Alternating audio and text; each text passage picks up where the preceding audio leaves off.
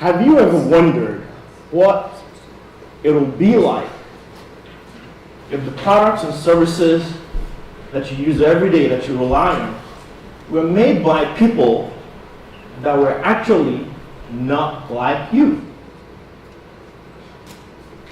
Let me illustrate. We've all been in a car. We're familiar with the vehicle, either as a driver or a passenger. But what if somebody who does not drive a car actually made one? I'm legally blind. My vision is quite blurry. So what will my car look like? While it will have the regular engine and car body and tires, it will be missing quite a few things. There'll be no windshield, no side mirrors or rear view mirror. There'll be no headlamps or fog lights or brake lights or indicator lights. Right now, my car looks like the artwork of a 2-year-old. But let me upgrade that. That's my upgrade, a toy remote car. But the point is, it is important for makers to also be users. This car, while it will fit me, I'll not be able to operate this vehicle on the roads we have today. And while you may be able to drive cars on the road today, you will certainly find it very difficult to drive my car as it is right now. Now, when it comes to makers and users, often in the world of people with disabilities, they are missing when it comes to decision making regarding products and services they use every single day. And this has led to a global crisis. Let me share some information with you. Did you know that 1/5 of the human population today is disabled? 1.3 billion people.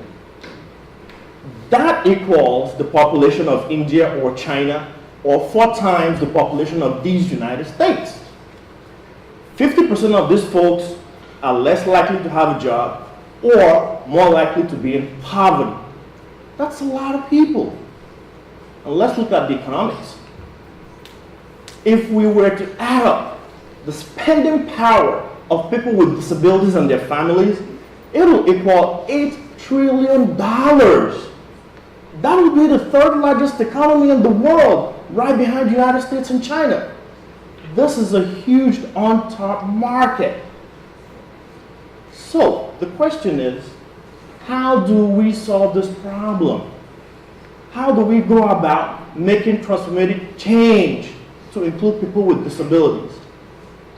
Well, my proposal is, what if we started ensuring that people who are disabled are makers of the products they use? The first step is, we need to find makers within the disabled community. These are user innovators. These are people encountering challenges and already solving those problems. So our first step is to find them. And the second step is to empower them. If we empower them, they can not only solve the problems for themselves, but they can scale their solution across millions of people around the world. And we can finally have the change of an inclusive society that we seek. So the first step is, who are these user innovators? I'll be sharing stories of these phenomenal innovators and the aspects of life that they are tackling.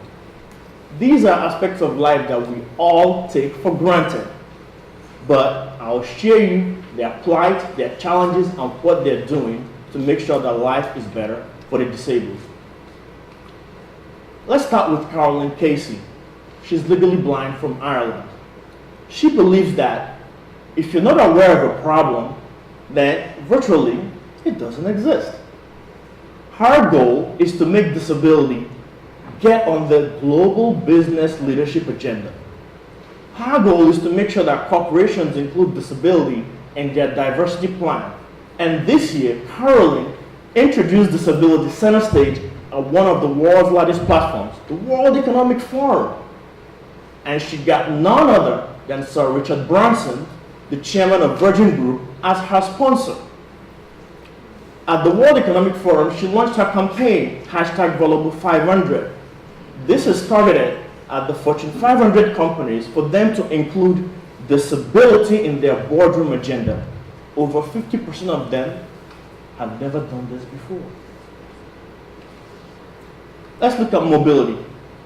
All of us walked into this room.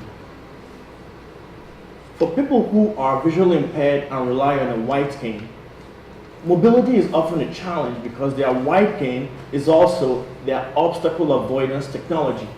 They have to use their white cane to make contact with an obstacle before they know it's there.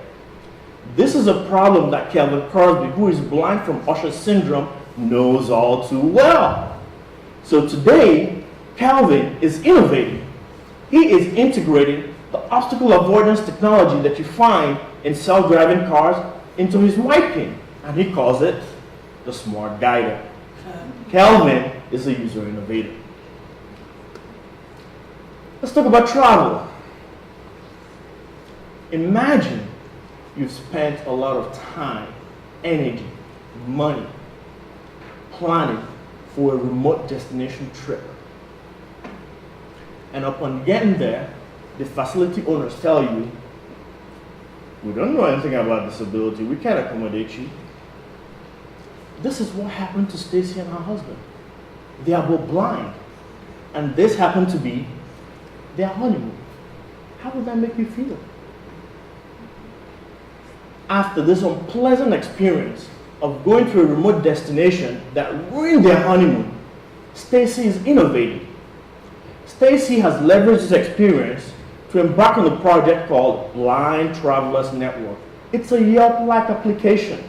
This way, blind travelers can check to make sure that wherever they are going to has the resources to give them a great experience for their travel. Stacy is a user innovator.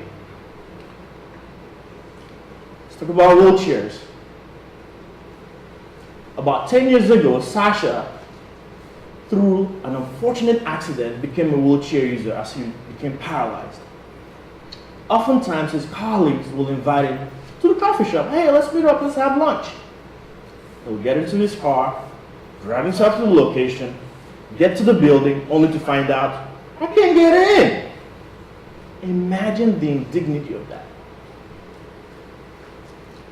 Sasha has faced this problem many, many times, and he decided to tackle it upon himself. He created a team, and with the efforts of Sasha and his team, today, if you check on Google Maps, you will see the accessibility feature. So Sasha has created an accessibility feature that 65 million people around the world who use wheelchairs will always know if their destination is wheelchair accessible. Sasha is a user innovator. Let's talk about indoor navigation. When you get to your destination and you get into the building, you have to find the room. For people who are blind, they simply can't follow the signs. They can't see them. And GPS does not work indoors. This is a problem that Chieko Asakawa knows all too well. Chieko and her team are innovating around this problem. The project is called NavCog. It is to provide indoor navigation to people who are blind so they can go from doorstep to the room that they are seeking. Chieko is a user innovator. Now, what if the room is a classroom? You're a student, you're in class, you're here to learn, but you happen to be blind and you're taking a science subject. Now, there are accessible technologies that can speak to you, but how will text-to-speech translate the complex organic molecule called butane? We're not there yet. Santiago Velasquez is a blind mechanical engineering student who knows this problem all too well. And after facing this for many years, he's innovating around this problem. He's working on a smart tablet that will feature tactile 3D to enable blind science students interact with charts, graphs, and histograms. Santiago is a user innovator. Now, what if the room you walked into was actually your workplace? At every workplace, there are lots of documents. It's still a printed world out there.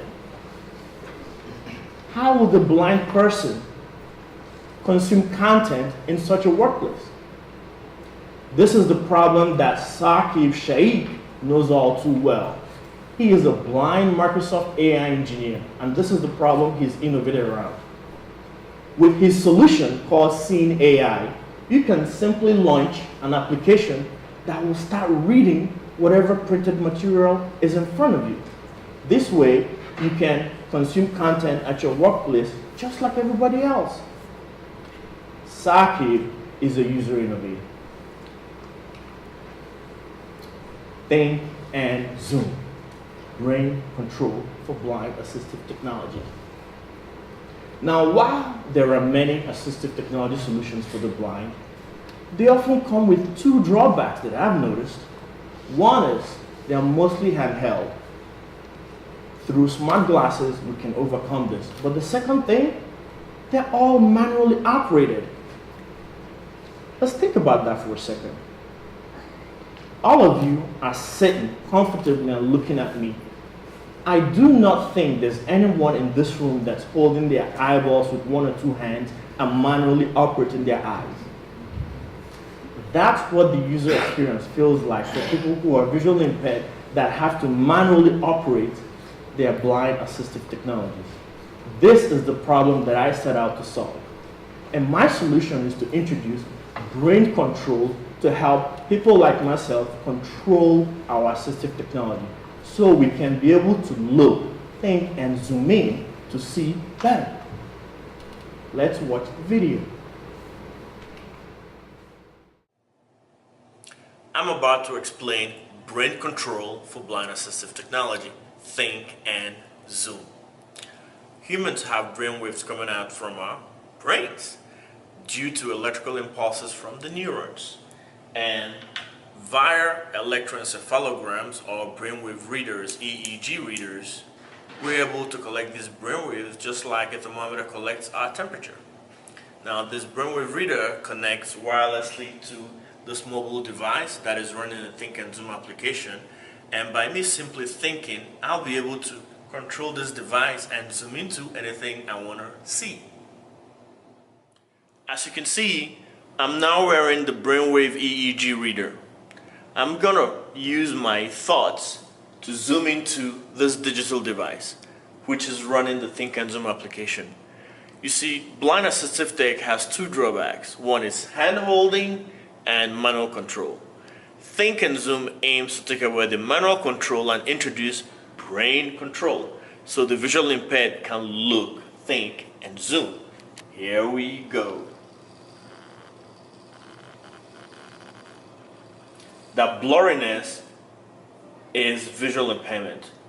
It's layers of gray. And by me thinking, I'll be able to zoom into that business card.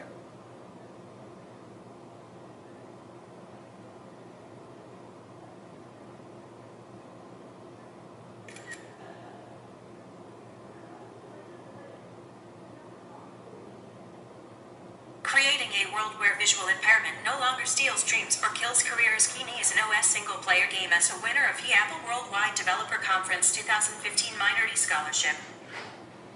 Look, think, and zoom into a better, brighter future.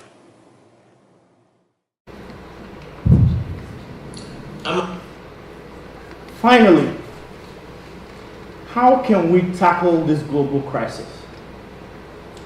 I confess, we all are not Sir Richard Branson, and we are all not executives at Fortune 500 companies.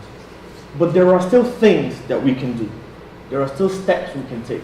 We can still be that disability champion that is needed today. For example, see disabled folks as capable, not incapable. Get to know someone with a disability. Hi, I'm Zuby. I'm legally blind. Volunteer at organizations that support people with disabilities. Lend them resources. Within this community, discover the innovators. Your resource can simply be sharing their stories, amplifying their work. And by taking that small step, you can get their story to be heard by those who are at the top. Folks, we have a disability crisis on our hands.